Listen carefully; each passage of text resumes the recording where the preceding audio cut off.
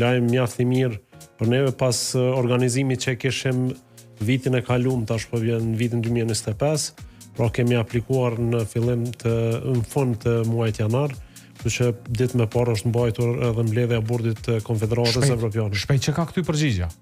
Po janë afatet ku përveç të tjera është se ka pas edhe kandidatura tjera.